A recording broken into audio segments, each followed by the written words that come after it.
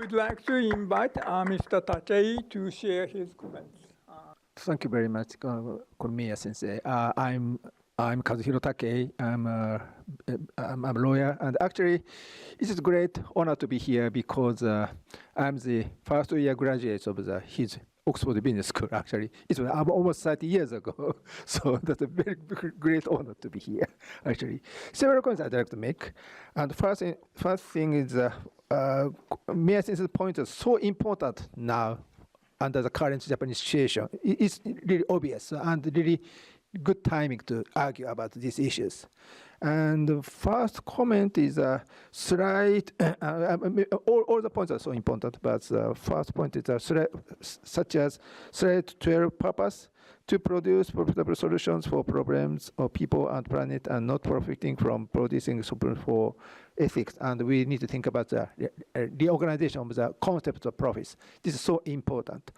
Actually, in Japan, we have two old sayings about 200 or 300 years ago. These two old sayings are really shared by many Japanese companies. And the first one is in Japanese, Sanpo Yoshi Goho Yoshi. This means 5 directions are fine, or 5 types of stakeholders are fine, in order to be business sustainable or to gain trust. 5 stakeholder means employee, customer, business partner, shareholder, and society. Society, of course, includes local community. These 5 stakeholders need to be fine in order to keep business sustainable. This is about saying about 200 or 300 years ago. This is one reason why some of the Japanese companies are very long-lived, something like a company history that lasts 300, or that kind of long history companies exist in Japan. This is one reason. And the second old saying from 200 or 300 years ago is said by Sontoku Ninomiya. it's something like a academic. He says, profit without ethics is criminal. And ethics without profit is nonsense. Talking in my sleep. These two sayings also shared by Japanese society. So this means that these all things are said about 200 or 300 years ago. In the current problem, we need to update these basic principles. This is my first comment. And the second comment is our Japanese corporate reform is undertaken about 10 years ago. And we introduced double codes. Double code means stewardship code and corporate governance code. Stewardship code is the institutional investor side. Corporate governance is a company side.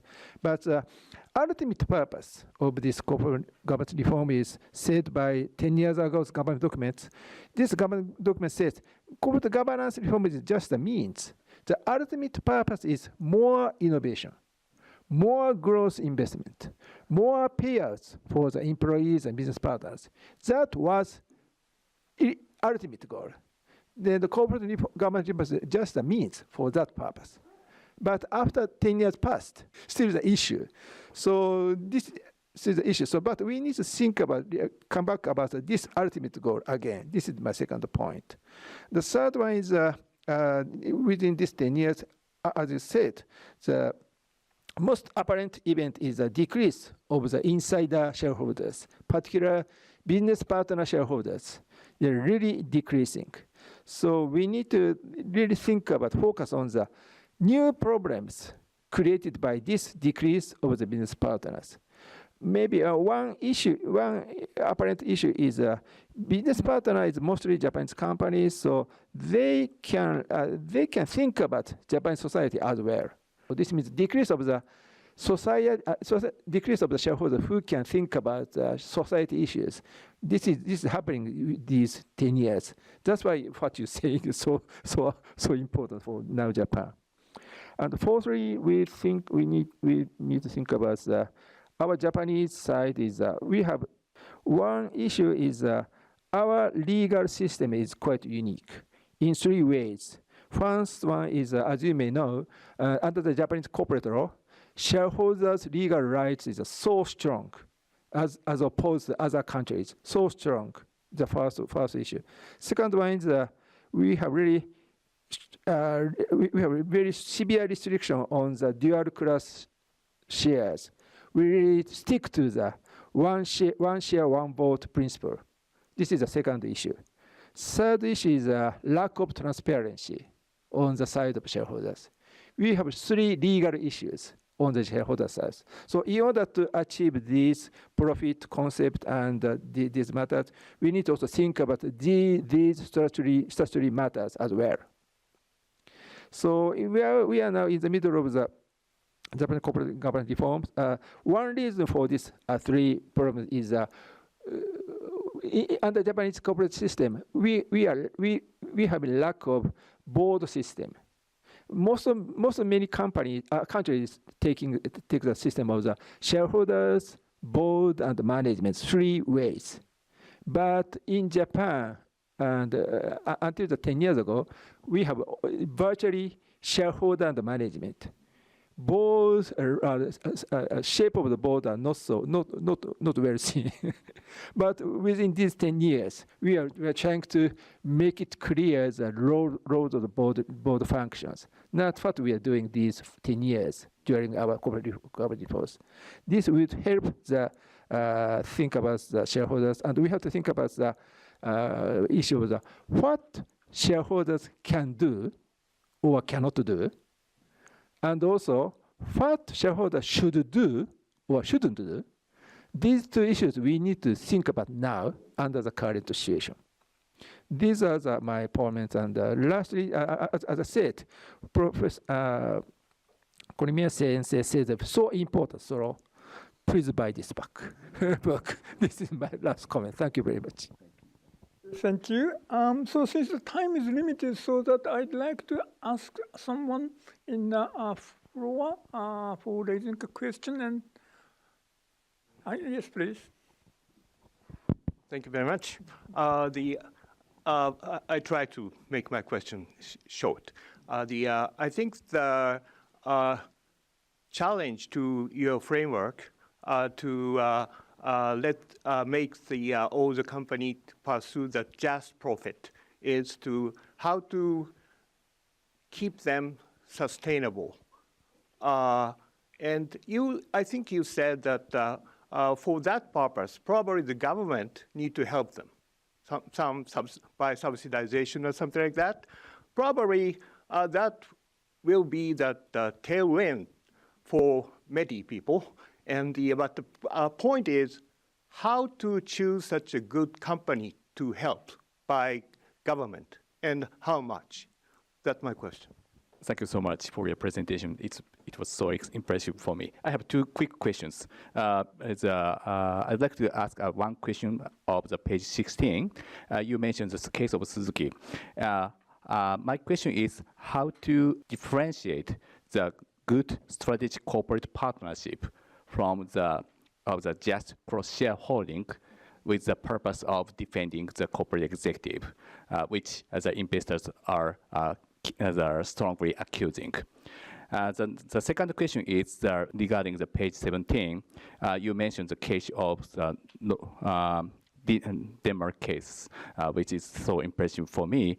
But how the minority shareholders or how institutional or private investors were persuaded by the change of the corporate structures, because even though they have more than 70% shares, their voting power is just less than 25%. So how those shareholders or the minority shareholders were persuaded by the kind of the structure, which seems to be a little bit unfair from their perspective. That is the second question for me. Thank you.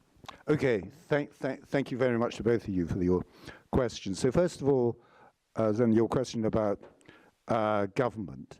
Let me be clear. I'm not saying that government should be the standard approach for solving this problem.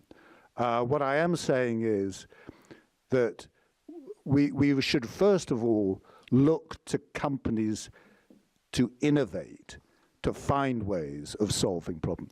And let me just make clear that if one looks at the most successful companies in the world, You know, for example, the Magnificent Seven, the trillion-dollar companies of Alphabet, Amazon, Apple, Microsoft, Nvidia, Facebook, Tesla, they've all got and had incredibly visionary leaders, founders, owners that wanted to solve really big problems. So, you know, for example, Alphabet, Google, was founded by Larry Page and Sergey Brin, who didn't want to just create another search engine.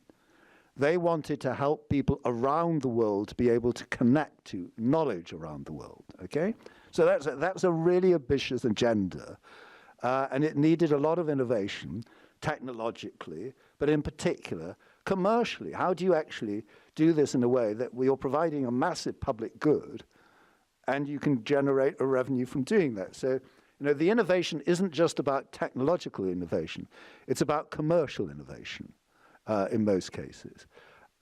So that's what, and the reason why I'm emphasizing that if you think about the profit in this way, it encourages, it basically forces both owners and those running businesses to think about innovative ways of solving, not creating problems. Now, of course, the Magnificent Seven also create lots of problems in the process of solving them, but that, in essence, is the heart of what I'm saying here. It's not that we're creating nirvana. We're creating a process. No, the process is that companies solve problems. In the process of solving those problems, they create problems. They've got to solve those problems they've just created. And that's what I mean by progress and advancement. And that's why I think the notion of the profit as being about progress and advancement is so important. But having said all of that, you know, there are some things where the nature of the externality isn't something that a company can internalize, even with the assistance of other companies. And so the government, given its powers of monetary creation, taxation, debt issuance, etc., has the potential to help companies to internalize it. And in particular, and you raised the question, well, how do you identify the companies that business should be, government should be partnering with? The answer is, well, take two examples of where I think it should be done. Public procurement. Okay. One could basically stipulate, without any difficulty whatsoever, that where government is a significant procurer from the private sector companies should have a purpose which is about profiting from solving, not creating problems. So aligning the interest of the company with the public interest. And secondly, to be able to demonstrate that through it, the way in which it measures its performance and reports on it, that it's actually doing that. Okay, so you could quite easily say conditional on public procurement is a requirement that companies do this. And that would be a very significant, immediate impetus to doing this, because public procurement is such a large part of economic activity. The second area is in terms of licensing. And I'll give you one example. In Britain, we privatized our businesses. We sold off much of the public ownership of companies, including of the water companies. And that's been an absolute disaster, because basically the water companies have used their monopoly position as private companies to earn very substantial revenues for themselves and for their executives and investors, which they've then paid out as dividends, right? And they failed to invest, and we're ending up with a Britain in which they're polluting our rivers, lakes, seashores, okay, with untreated sewages. You know, it's just outrageous. And so basically, when one licenses public utilities or private utilities, what one should do is to say, well, the charter or the license should stipulate that they are companies that have a purpose that says that they will not do those sorts of things. They will not profit from underinvestment and a failure to treat sewage, etc. So those are really pretty straightforward ways in which the government could effectively transform much of the corporate sector to align its interests with those of government in a pretty straightforward way. Okay, to turn to your question about Suzuki and Denmark and Novo Nordisk. First of all, in relation to Suzuki, how do you identify whether or not a corporate shareholder is a strategic or a defensive cross-shareholding? The answer is there are two observations that one can basically immediately make to distinguish them. How does the stock market react? Okay, so in the case of the cross-shareholdings, when a cross-shareholding is announced, what you find is the stock market doesn't like them, right? So that's point number one. Point number two is, because a strategic investor has to make a strategic investment, the reason why management has to manage this process is it can't be done through just a market purchase in the market at market prices, because the strategic investor is committing something which the other investors are not providing, all right? And so it has to be compensated. So these placements are made at a discount, okay? And that discount then reflects the cost of the investment, the strategic investment. So you've got some direct, market price signals as to whether or not this is strategic or not. In terms of the Novo Nordisk establishing its dual-class share structure, well, the way in which dual-class share structures, as the cases of Google and Facebook illustrate, those are usually done at the foundation stage, right? So that was true here. So the Novo Nordisk Foundation was established before it became a listed company, and then it was sold off in this way that preserved the control of the fund. Thank you. So now it's time to close the seminar. Thank you very much, Professor Meyer and Mr. Takei. Then, thank you very much for your participation in your BBL seminar today. That concludes today's seminar. Thank you.